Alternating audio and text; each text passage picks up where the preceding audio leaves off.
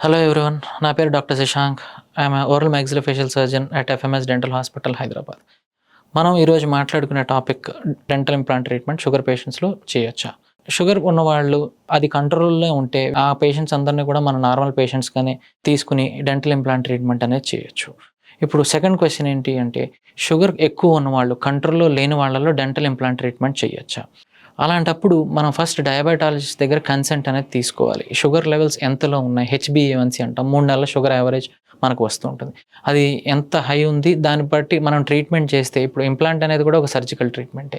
ఆ ట్రీట్మెంట్ చేశాక రిస్క్ ఎంతుంది, ఎంతవరకు మనం రిస్క్ తీసుకుంటున్నాం అన్నది చెక్ చేసుకోవాలి first thing. Second thing, sugar కంట్రోల్‌లో లేనప్పుడు సెకండరీ ప్రాబ్లమ్స్ అంటే కుట్టు వేసిన చోట అన్నం ఇరుక్కుని చీమ్ పట్టే అవకాశము, హీలింగ్ ఇంకా డిలే అవ్వడం. మనకు తెలుసు షుగర్ పేషెంట్స్‌లో అసలు హీలింగ్ చాలా స్లోగా ఉంటుందని. సో, ఇలాంటి సెకండరీ ప్రాబ్లమ్స్ అవన్నీ ఉన్నాయి. ఇవన్నీ రిస్క్ అసెస్మెంట్ చేసుకొని షుగర్ పేషెంట్స్‌లో ఇంప్లాంట్ చేయొచ్చా, చేయకూడదా అన్నది మనం చూసుకోవాలి. మనకందరికీ తెలిసిన విషయమే, షుగర్ పేషెంట్స్‌లో వూండ్ హీలింగ్, దెబ్బ మానడం అనేది చాలా స్లోగా ఉంటుంది. అందుకని డెంటల్ ఇంప్లాంట్ ట్రీట్మెంట్‌గా కూడా మనం ఇంప్లాంట్ ప్లేస్ చేశాక ఎముక అతుక్కోవడానికి డబుల్ ద టైం మనం తీసుకోవడం జరుగుతుంది. నార్మల్ పేషెంట్స్‌లో 3-4 మంత్స్‌లో ఎముక అనేది ఇంప్లాంట్‌కి అతుక్కుంటూ ఉంటుంది.